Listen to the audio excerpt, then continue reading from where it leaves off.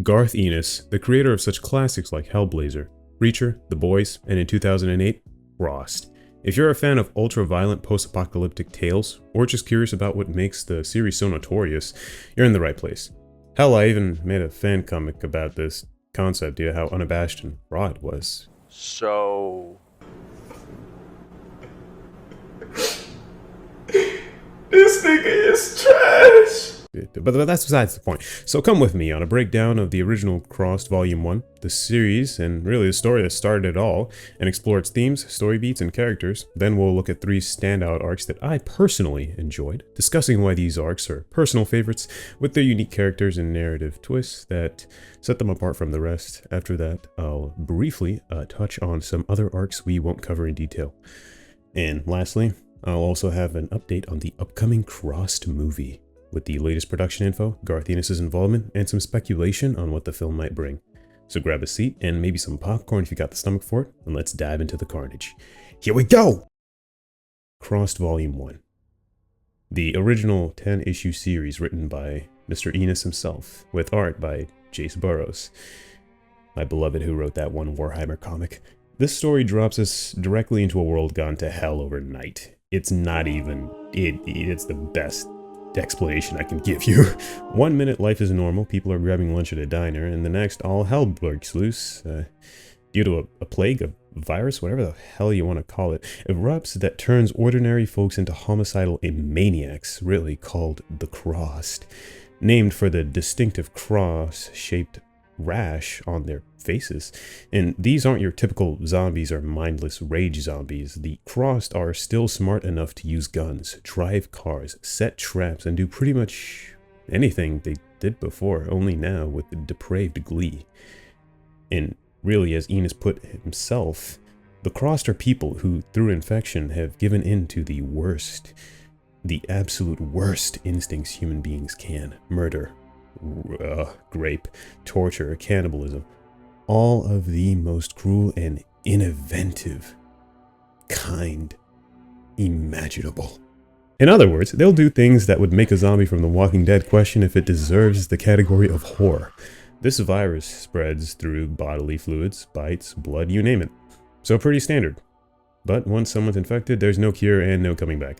They become a Cross fast, sometimes in minutes, but it's often in seconds.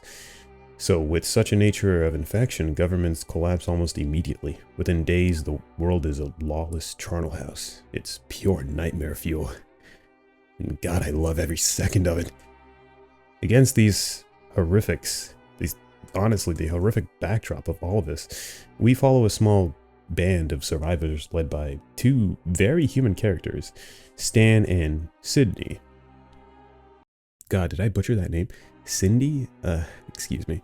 Cindy. Stan is a everyman who essentially becomes our narrator. He's honest and level-headed, not a tough action hero or coward, just a regular guy trying to hold on to his humanity.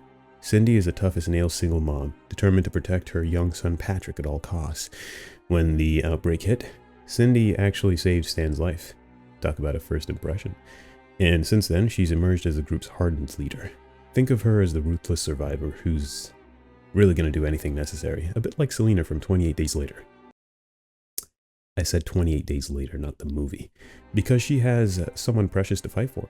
Alongside them, we have others like there's Thomas, a friendly, easygoing guy who happens to be the group's resident optimist. Kitrick, a man weighed down by grief and trauma, but all around is actually quite based. Kelly, who was blinded early on by a nuclear blast during the initial chaos of the infection, and Geoff, an older gentleman with some dark secrets in his past. It's a diverse mix of personalities thrown together by catastrophe, each dealing with the apocalypse in their own way. The plot of Volume 1 is essentially a grueling road trip through hell itself. The group is trekking across the ruined United States, aiming for one place they hope might be safer: Alaska. The rather desperate theory is that the colder, remote environment up north will have fewer infected people. It's a slim hope, but hope is hard to come by, so they cling on to it. As they travel, they're constantly fleeing or fighting the Crossed, who are never far just behind, really, as their only goal is to see our protagonist torture, infection, demise, or Jesus Christ, all of the above sometimes, as Enos does not hold back on showing what these monsters are capable of. Within the first issue, we get sheer chaos. There's an unforgettable scene where one of the Cross strolls into a diner with, yeah, I'm not even going to try and say this on YouTube, man. Just go look it up yourself. Hey, man, Halloween isn't for another 2 months. Oh, God, no! Biting a man's nose off just to kick things off. The military tries and fails to contain the outbreak. Worldwide, we even witness a nuclear explosion in the distance as things spiral out of control, assumedly due to the outbreak. In the aftermath of the blast, one of our survivors, Kelly, is blinded by the flash, a little reminder that it's not just the Crossed you have to worry about. The collapse of society itself, and honestly, the so-called well-mannered people that the old society brought. 10 months later, we catch up with Stan, Cindy, and the rest of the group north, haunted by what they've seen. One thing I love about this arc is how it alternates between the present journey and the flashbacks to the early days of the outbreak. We see the group in the now, hardened after months of survival. Then we're suddenly yanked back to the chaos of day 1 or day 2 when they were more numerous and frankly more naive. Each flashback tends to reveal how a particular character died or lost their innocence, often in some gut-wrenching way. It's a clever narrative device. Enos uses it to drip-feed us background and continually shock us with just how fast and brutally this world fell apart. By the time we return to the present timeline, we understand why these survivors are left so traumatized and ruthless. Stan, for instance, documents everything in a journal, almost like he's trying to make sense of the madness and hold on to his sanity. Sydney has gone full mama bear survival mode, making hard decisions that sometimes put her at odds with others, but you can't really blame her, given what she's lost. Now, it wouldn't be a cross story if we didn't talk about the extreme horror elements Ennis set out to make this fucking masterpiece. Holy shit. Honestly, to him, he wanted to make the most brutal and uncompromising apocalypse imaginable, and I don't know how accurate this is, but apparently he created the Crossed on a dare? Don't quote me on that though. And boy, if that is true, he succeeded. The Crossed are not shy about creative cruelty. We encounter a towering Crossed berserker wielding severed horse's genitalia as a weapon. What the fuck? Apparently the fandom calls him horsecock? Another Crossed has no arms or legs and is carried like a grotesque backpack upon horsecock's shoulders. The survivors call him Stum? Oh god, Marvel Zombies wishes it had shit on this, man. These are the kinds of memorable villains that hunt our heroes. The violence and gore in Volume 1 is extreme. Definitely not for the faint of heart, and I'm gonna keep it real. I had to stop reading this comic for a while because it just hit differently. Now, I'm not very squeamish, having read or played stories like Berserk, and not being fazed by events in the manga, Blood Meridian, The Road, Postal 2, Dead Space, Warhammer, and other grave stories that feature our characters dying in horrible ways. I legitimately had to take a break because I noticed this comic was impacting my mental health due to other stuff going on in my life, and honestly, because it was just so damn bleak. But my mother did not raise a bitch. I wanted that feeling of completion like a crackhead from Breaking Bad wanted Walter White's product. Getting back to the point though, it serves to hammer home that absolutely anything goes in this comic, and by now you probably know I have to censor a lot of this comic to not get struck down by Susan at YouTube HR. So bear with me. Enos himself said he wanted to depict a dog-eat-dog-new world where if you wanted to survive, you have to shed every former inhibition, and we see that play out. The survivors must do some pretty inhumane things at times, and no one gets through unscarred. Without giving away just every plot twist, what the fuck is this? Disney Channel Hey Jesse? Just skip this part, man. The survivors face horrific situations that test their resolve. In one grim episode, they discover a group of 6 kidnapped kindergarten children, with no way to save them and certainly no supplies to spare for them. To spare the children from torture by the Crossed, Stan and Sydney make the painful decision to shoot all 6. Some of the children were asleep, others crying. And as if that wasn't already morally dubious, personal tragedy strikes Sydney herself as her young son Patrick is swept away during a river crossing when Horsecock's monstrous band of Crossed attacked. Patrick is captured and infected by the Crossed, and when Stan and Sydney recover him, Sydney must mercifully kill her own son to prevent his suffering. In the final confrontation, Stan and Sydney ambush the last of Horsecock's followers. Stan fatally shoots Face, Horsecock's lieutenant, and systematically guns down the rest of the organized Crossed group. In the bleak ending, only Stan and Sydney, along with their dog, remain alive. They leave the battlefield and set out on foot towards Alaska, a faint hope for the future remaining. I will say, the finale of Volume 1 does not pull any punches. As the group makes their last stand, we witness acts of sacrifice, unimaginable loss, and yet a tiny glimmer of somehow something like hope. There's a moment in the concluding issue where Stan and Sydney, who by now have been through absolute hell, manage to turn the tables on the Horde of Crossed and prove that these monsters can be fought and even outsmarted. It's a crucial victory, however small. By the end, some of our survivors do live to fight another day.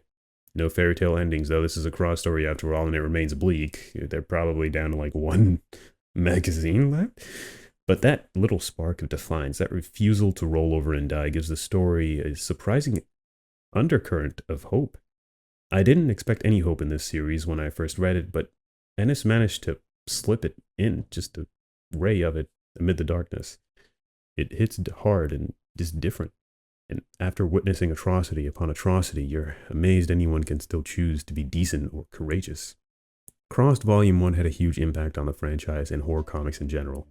It basically established the Crossed universe as a place where no taboo is off limits, and survival horror can always be pushed one step further. Readers like myself were shocked and riveted, and the success of this initial run led to publisher Avatar Press to continue the series with new writers and spin-offs. Interestingly, Ennis originally didn't plan to write a sequel. He felt he told the story he wanted and didn't want to repeat himself, and unfortunately, that would explain a lot of what I think a lot of people's issues with the later comics had. Oh shit, did I mention Badlands? Oh shit. Anti-crossed, anyone?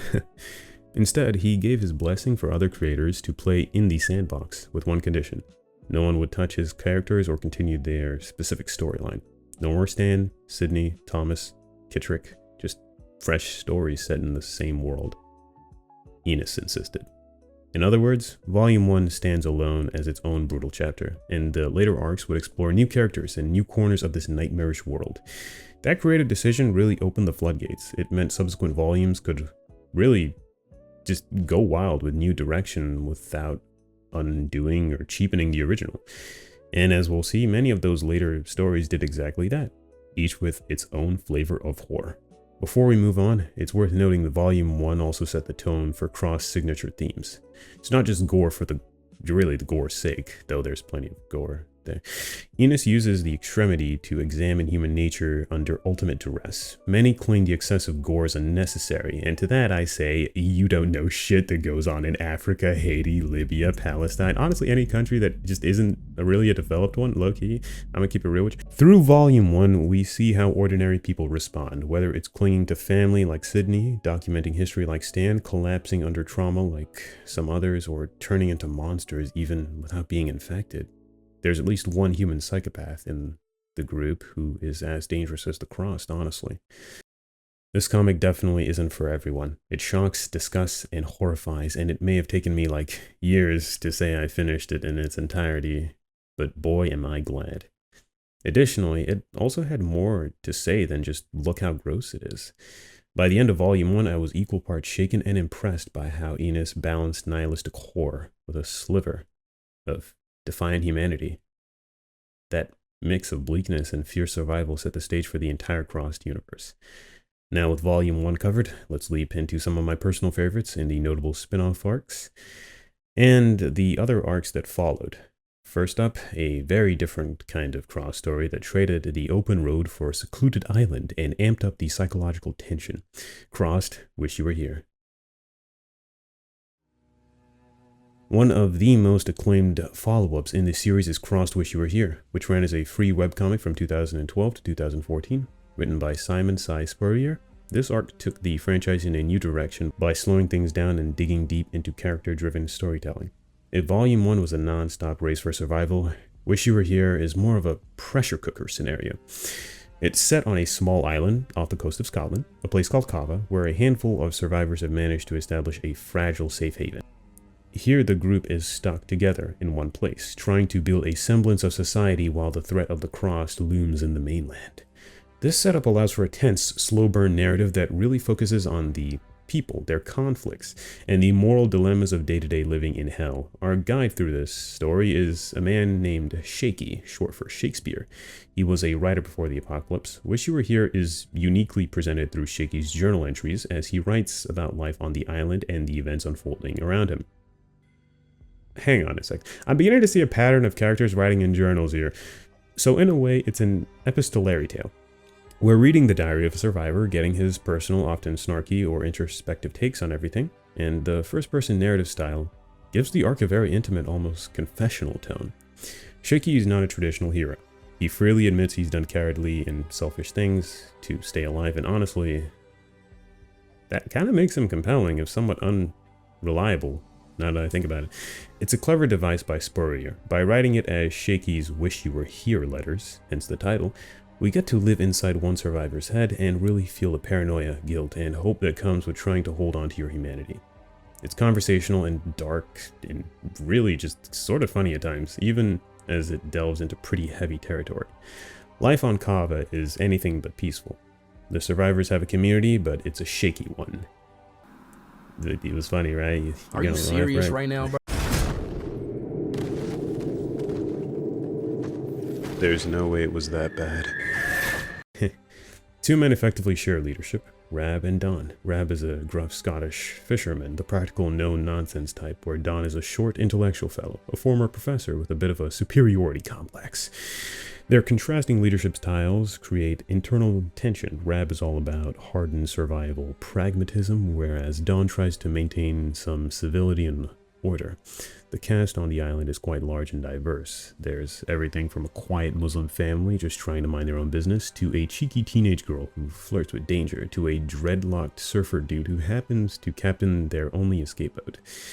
And then there's Jackson, an absolutely unhinged Scottishman, or maybe Irish Special Forces veteran, who survived alone and has a reputation for what can only be described as unsavory behavior with sheep.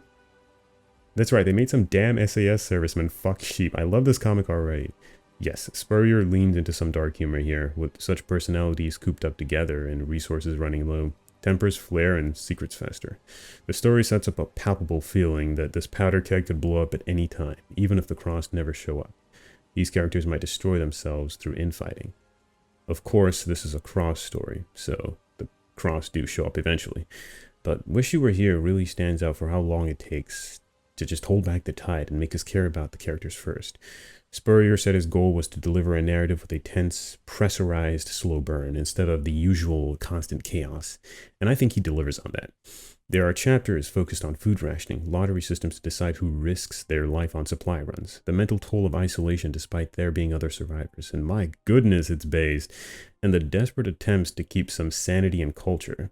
This slower pace makes the occasional bursts of violence and horror hit even harder, and don't worry, Spurrier hasn't gone soft when the Crossed do appear or when we get flashbacks of Shaky's travels. The gore and depravity are as extreme as ever. In fact, one of the opening scenes, brace yourself, is a Crossed having fun with a dolphin's blowhole while stabbing it.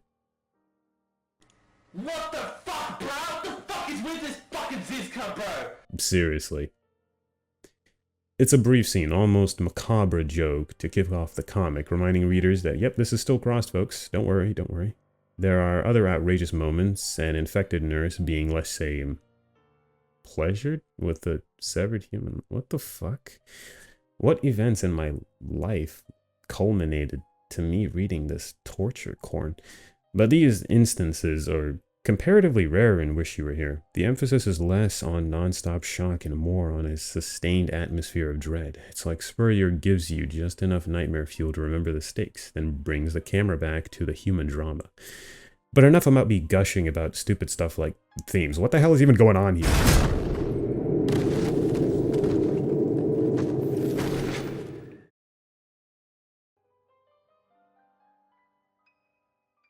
Crossed Wish You Were Here is a 4-volume webcomic following Shaky, a failed writer surviving on the remote Scottish island of Cava after the Crossed outbreak. The community of roughly 20 survivors is led by two contrasting figures, as I previously mentioned: Rab, a pragmatic, and Don, a well-meaning but condescending intellectual. Through Shaky's journal entries, we see his manipulative nature as he lies, evades responsibility, and betrays others for self-preservation, including rigging lottery results to avoid dangerous supply runs and getting caught, leading him to lead said supply runs outside the island, and unknowingly leaking the island's location through scattered letters. The survivors endure numerous challenges: internal power struggles, dwindling supplies, and brutal supply missions, and Shaky becomes romantically involved with Tabitha. And when she reveals she's pregnant, he emotionally withdraws. He also has a complicated romantic past with Sister Teresa, or Eileen, a nun turned intelligent crossed after a traumatic infection during a seizure while making love to Shaky, who took advantage of her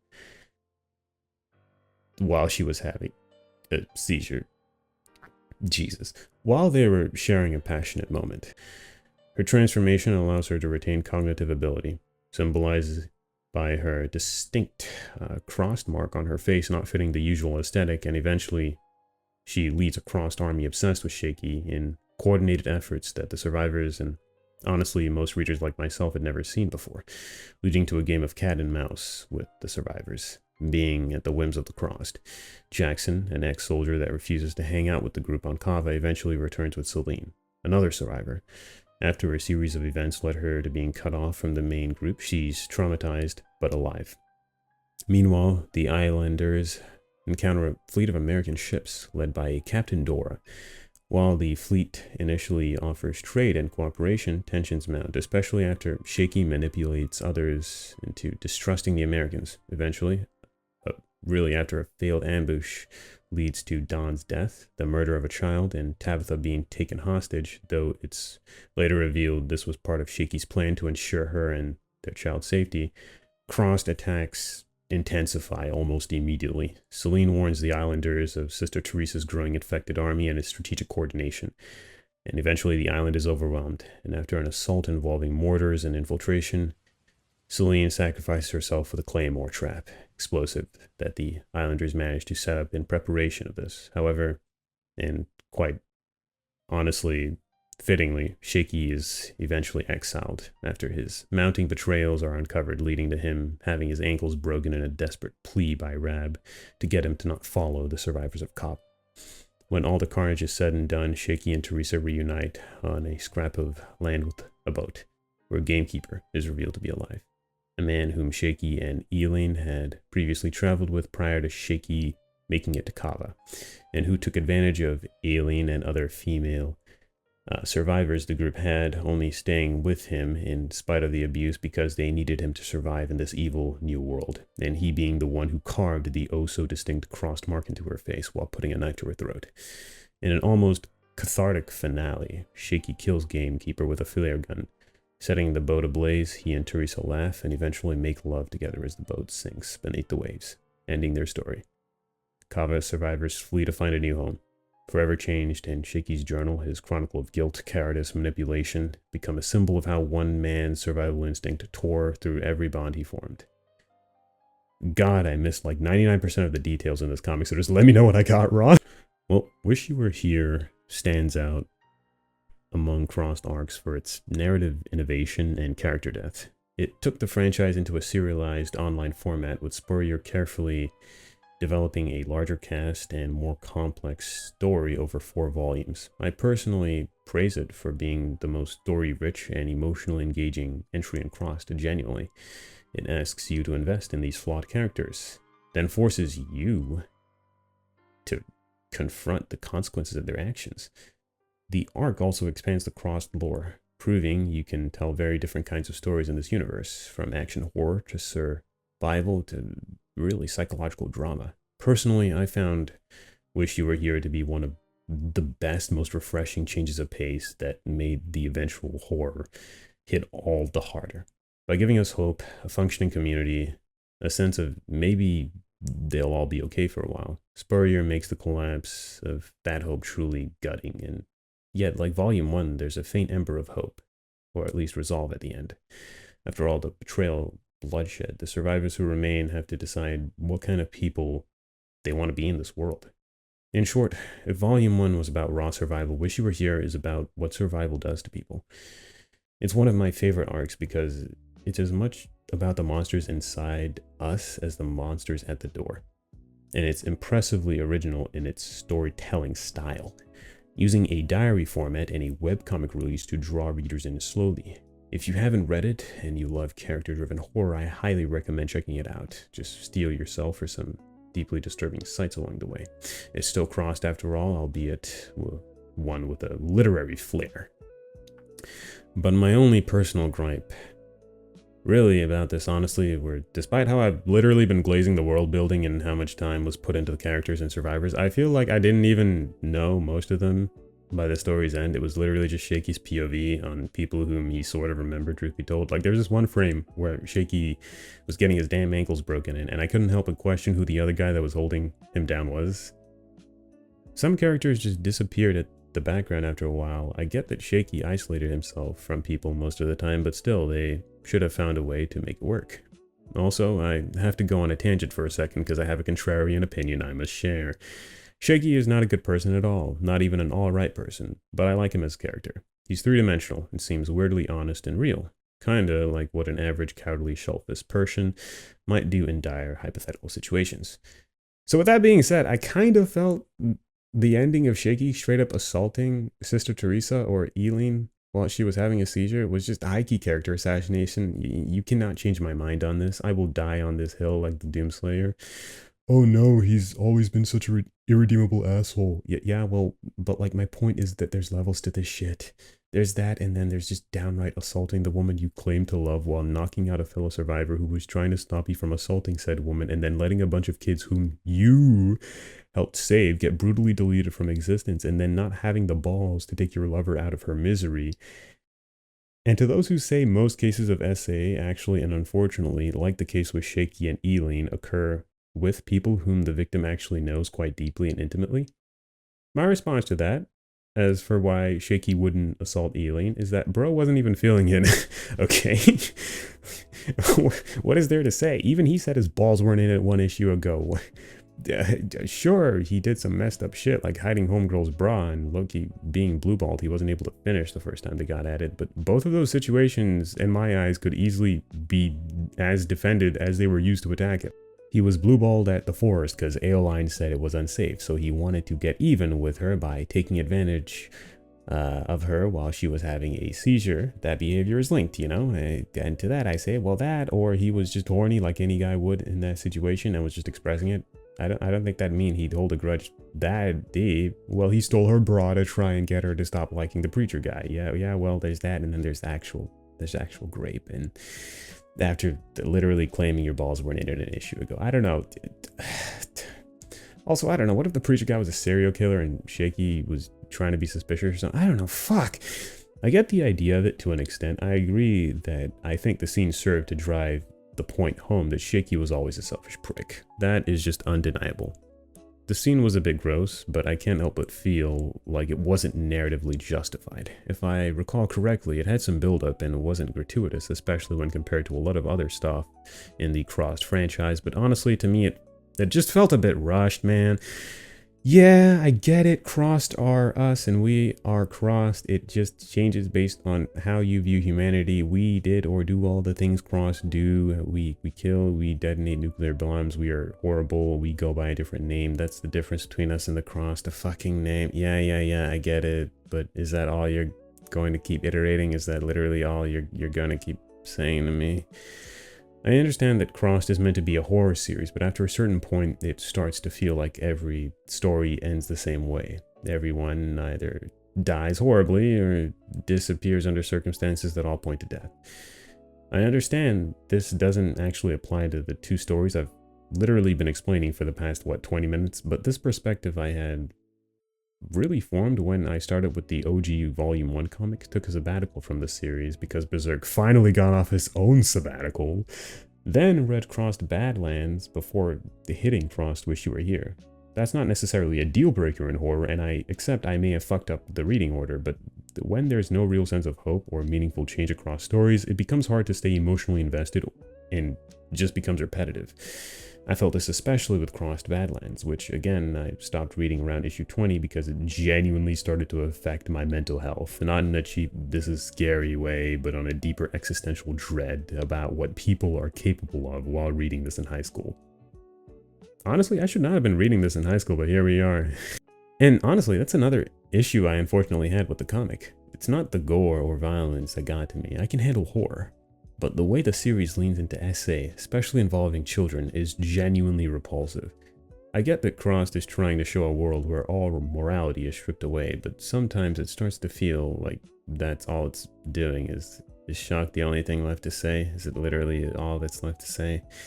At times it veers into what feels like torture porn. I don't think the creators are intentionally glorifying it. I really don't, because I praise the balls they had to go this far. But it reminds me in many veins of the movie Cuties from 2020, where the filmmakers claimed they were trying to raise awareness, but their execution ended up reinforcing what they were supposedly condemning. I put my heart into this film. Burn the heretic! Kill the mutants! Purge the unclean!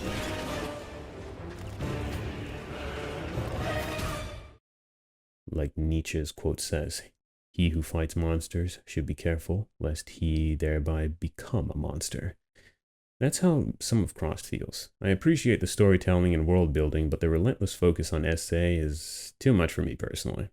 It's hard to not feel physically ill after reading it, or at least for me personally. I'm not trying to be a snowflake, it hits me personally, and I thought I'd talk about it.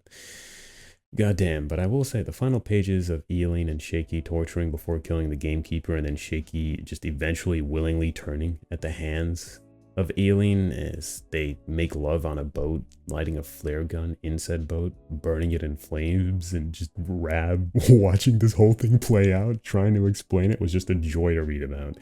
It definitely reminded me of Romeo and Juliet.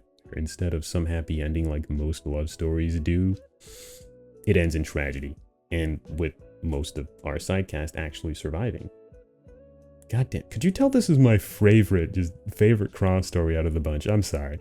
Alright, from the slow burn island drama of Wish You Were Here, allow me to switch gears to a very different kind of story, one that's shorter, nastier, and darkly humorous in a way only Crossed can be. Next up, Yellow Belly. A tale that proves even carnivals and clowns aren't safe from the apocalypse.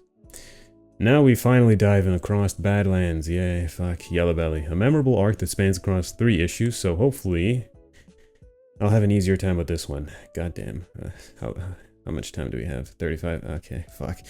Written by David Lapham, who's known for pushing boundaries in horror comics, with art by the, again, phenomenal Jason Burrows. Yellow Belly is a dark little gem that stands out for its setting and its unlikely protagonist.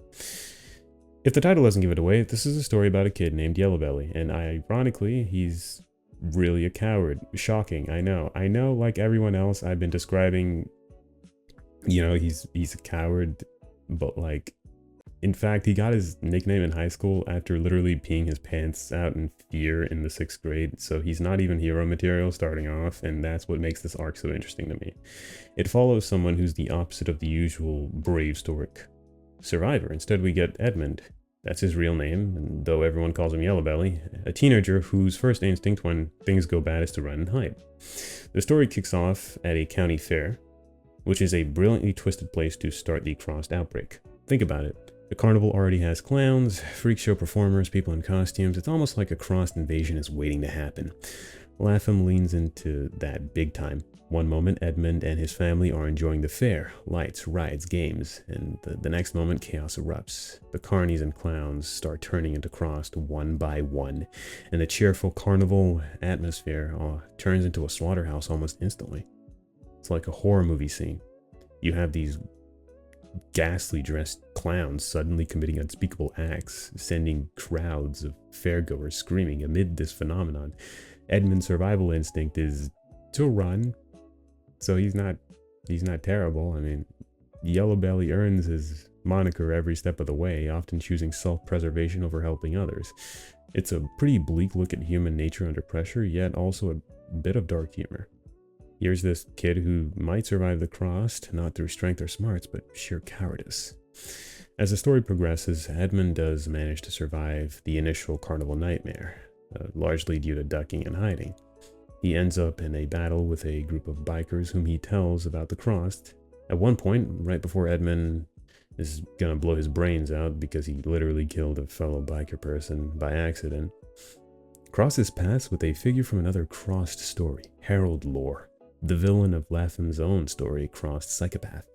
Lore is a deranged human serial killer who thrives in the Crossed world by being just as twisted as the Crossed. In Yellow Belly, Lore gives Edmund some truly messed up advice, essentially encouraging him that this apocalypse is an opportunity for people like them, the losers, the weaklings, to seize power through violence.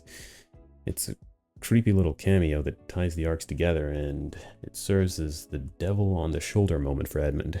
You can see how a vulnerable, scared kid might be swayed by the idea that being ruthless could save him.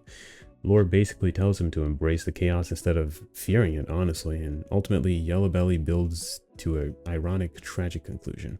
He confides to the biker woman he's about to bone with about how his fear led to others, including her sister-in-arms, getting killed. By him. He's trying to come clean, maybe seek forgiveness, or just unburdening his guilt. And how does she respond? Like any normal person would, and he ties her up, but gets caught and is about to get executed for, well, do I even need to explain why? Yeah, it's fucked up. But right before that, and, you know, the whole execution thing, the Crossed attack, and he gets loose, saves the biker chick he tied up, and manages to escape with her into the woods before sharing a passionate moment with her, losing his virginity he obsessed about so often, and slowly realizes that maybe, just maybe, he finally became a man, owning up to his mistakes and trying to do what's right, like a man should. Wait, why am I hearing a rock get lifted over my main character's... In true Crossed fashion, she bashes his face in, killing Edmund for what he did to her friend. Justified, Loki. I'd do the exact same thing if it was my bro. The fuck? It's a shocking but dark and just fitting ending. The coward doesn't get a hero's moment. Instead, he honestly just gets repaid with brutal justice at the hands of another survivor. To summarize, this arc basically says, yeah, remorse is gonna get you killed just as fast as the Crossed can. It's bleak, yes, but it rings true to the extreme just nihilism of the series. And yeah, I don't know, I like it because it stands out for a few reasons. The carnival setting, memorable. What is there to say?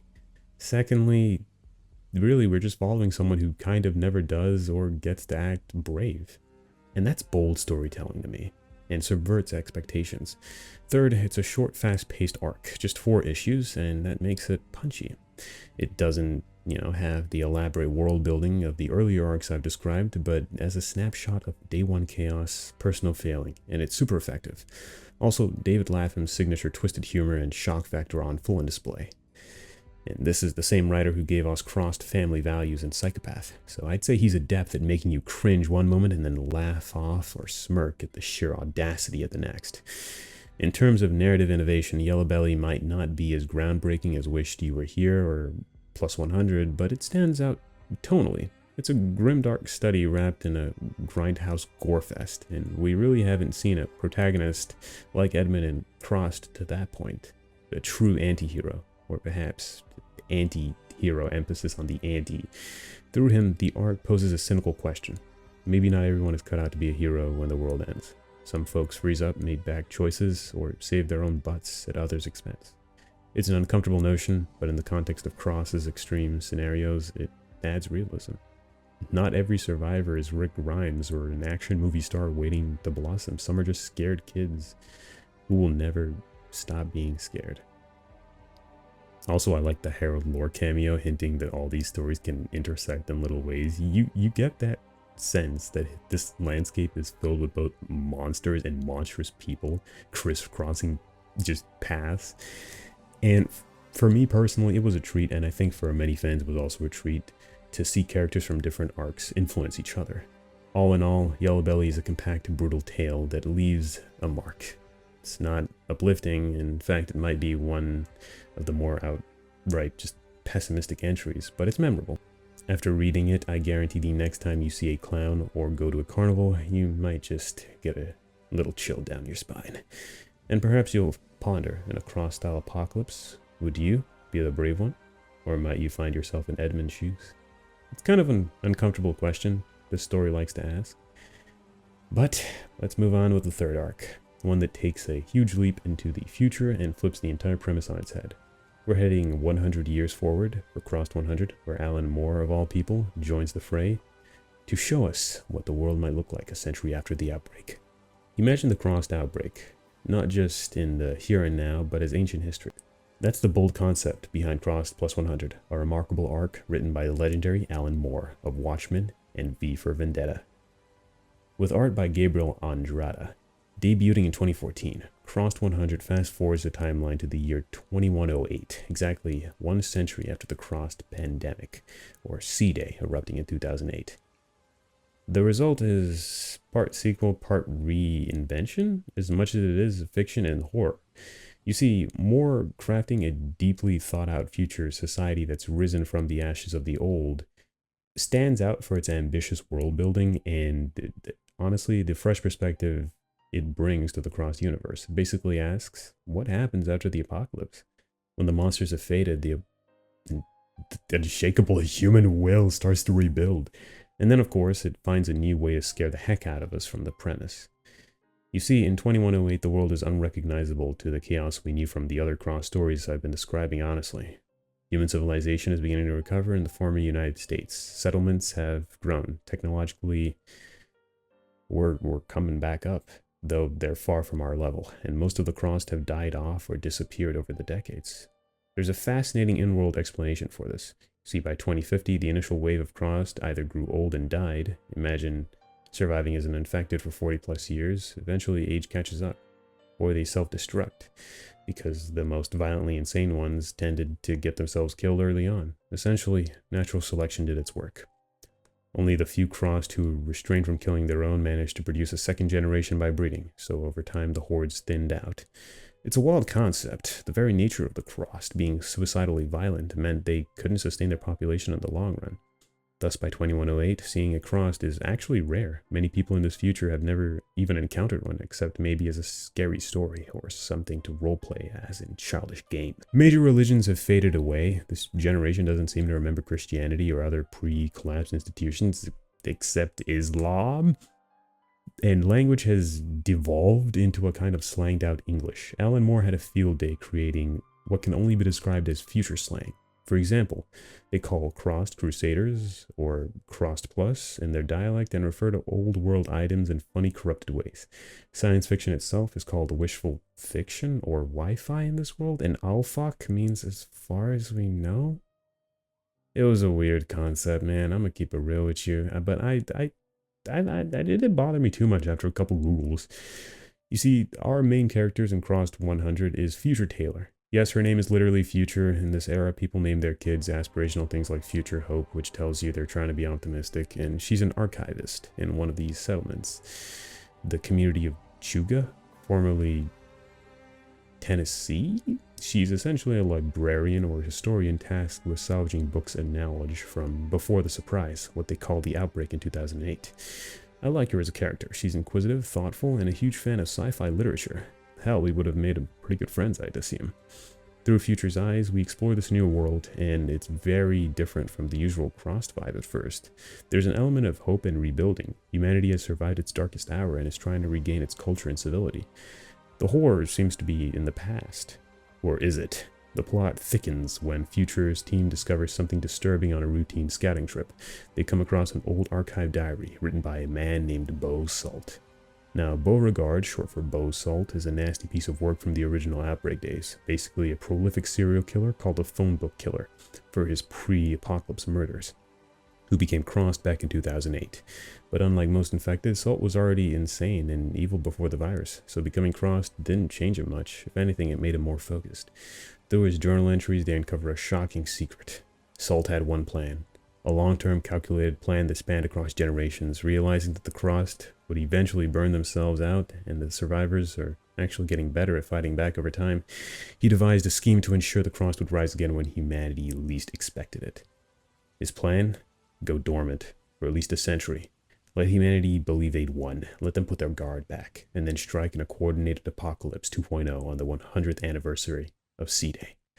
Saul spent his time biding his time and discovering this huge a moment, honestly, for Future and her peers. They realized the relative peace of the last few decades had been a lie, a farm where humanity was allowed to be fattened up for slaughter. And sure enough, as 2108 hits, signs of Crossed activity begin to surge again. The latter half of Crossed 100 becomes a tense race as the survivors try and piece together Saul's conspiracy and prepare for the onslaught. I'm just gonna keep it real. Yeah, I didn't like the story on this one. I'm gonna keep it real with you. 100 Mimic is better in my opinion. Loki Bo wishes he was as cool as Smokey. I said it. Fight me, bro. Crossed 100 stands out not only because it is set in the future, but because it's Alan Moore's take on the franchise, which means layers of meaning, meticulous detail, and a fresh twist on the formula. It's arguably the most intellectually engaging Crossed story, which put my Neanderthal brain to sleep. Moore essentially builds a post-apocalyptic universe. It has gruesome thrills. Some scenes are absolutely grisly. The Crossed do Crossed things when the time comes, trust me. It explores how humanity rebuilds community, how language and values change after such a cataclysm, and how evil might evolve in parallel. The idea that the Crossed could plan long-term is spine-chilling because it robs us of really the one advantage we thought we had, our intelligence and patience. Salt as a concept is one of the most formidable foes in the series, precisely because he's more akin to Hannibal Lecter or some mastermind, proving that the virus isn't the only source of monstrosity. Human cunning, coupled with the virus, is even worse. Fuck, what time are we at now? Alright, now that we've covered the 3 big arcs in the OG comic, the original Outbreak, Yellow Belly, Wish You Were Here, 100, it's time to address a few notable stories you probably noticed I've skipped, and long-term fans know I definitely skipped. Because you might be wondering, what about Family Values, or The Fatal Englishman? I'm gonna keep it real with you. I don't have anything to say. Family Values is actually a quote-unquote happy ending for this one, if you can stomach it, that is. And Fatal Englishman really is a good one. I don't have anything to say to this. Without spoiling every beat, essentially Innes returns for this story. It's following 4 British soldiers 5 years into the outbreak on a crazy suicide mission. Their plan is to break into a bunker of biological weapons at the Port Down facility, it looks like, and unleash something that might kill the Crossed, and basically sacrificing themselves to potentially wipe out all the infected across all of England, really, potentially maybe even the world. Along the way, they end up caring for a bunch of orphan kids and a priest, who puts up really a defiant twist on their doomsday mission. They gain something to live for, just beyond their revenge. And again, I really don't want to spoil every beat, because Innes did return for this story, and really their leader of the squad just makes a gut-wrenching choice at the end to save his friends from a cruel fate, and really instead of just having a defiant last stand. It's bleak. You're probably tired of me saying that by now, but oh well. But also, it's kind of heroic in a twisted way. I skipped covering The Fatal Englishman deeply, really just because, dang it, I had no issues with it. It felt fucking perfect. So in a way, like Family Values, it explores a shred of humanity left intact. Innes basically gives his characters a warrior's ending. There's numerous other arcs, like Cross Psychopath, following a delusional serial killer among survivors, Quizzling about a traitor collaborating with the Crossed, Dead or Alive, an unfinished webcomic by Innes, and so on. Each with their own twisted innovations. Each could be a video on its own, and the reason I didn't detail them here is because I wanted to highlight my personal favorites. The arcs that are often talked about, and really just ones that I personally just couldn't get out of my mind. But God, I fucking loved them. What is there to say? The Crossed comics have been dormant for a few years, and I really made this video to vent a lot about it, given I've never seen an analytical take on the comics, albeit probably, well, due to the nature of such content, that I'm probably gonna get struck down by this, but fuck it. And honestly, just because most people probably can't stomach it, truth be told. But, hey, it looks like we're actually gonna get a movie, and a lot of that might change on the oh so close horizon. As of making this script, Crossed is coming to theaters, or at least, well, screens it looks like.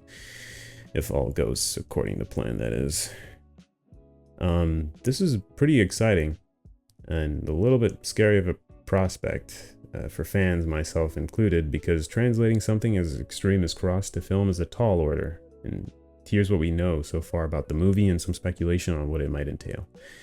First off, the project has some serious talent and backing behind it. The screenplay is being written by none other than Garth Ennis himself, which is great news. That means the original creator is ensuring the story stays faithful to the spirit of the comics, and faithful really seems to be the buzzword. Ennis and the producers have emphasized that they're aiming for a faithful adaptation of the original series. In fact, the movie's story is said to be inspired by the comics Volume 1. Essentially, the plot of Stan, Sydney, and their group trying to escape northward away from the outbreak. So if you've been paying attention to this video, you can guess we're likely going to see Stan, Sydney, Patrick, Thomas, and others brought to life. And yes, those characters have indeed been cast. The ensemble includes Devin Drood as Stan, as you might know him from 13 Reasons Why, Ash Santos as Sydney, American Horror Story album, Ethan Jones, Romero as Thomas, Keila He as Kelly, and several others to round out their survivors group that I was able to find online. So it's clear they're sticking to the Volume 1 crew, which is awesome for fans who want to see those original characters on the screens, while also having a pretty solid list of actors and some pretty new ones I have yet to see, which is awesome to hear. The director attached is Rob Boz. I probably butchered that, I'm sorry. Best known for the 2021 horror film The Sadness. Holy shit, that guy? Fuck it, now I have to watch this movie. If you haven't seen The Sadness, it's worth mentioning. The story is an ultra-gory, nor holds bar pandemic horror flick that many have compared to Crossed, coincidentally. It was heavily inspired by the Crossed comics. So it's really cool that they got the director on this, and from the looks of it, the director got his wish of being able to work on this film. Garth Ennis, hit me up, bro. I need a job, please. Habas, I probably butchered that again. I'm so sorry. Proved with The Sadness that he's not afraid to show extreme violence and depravity, and he can do it with style and intensity. So he sounds like a perfect match for directing a Crossed film. He even quoted as saying how he's excited to bring a faithful adaptation to the screen, and he hopes audiences are ready for it. Given his background, I'd speculate the movie will not shy away from brutal content. Carl Choi from 6 Studios also mentioned that the script was the most faithful adaptation possible and described as an intimate human story, despite the over-the-top horror.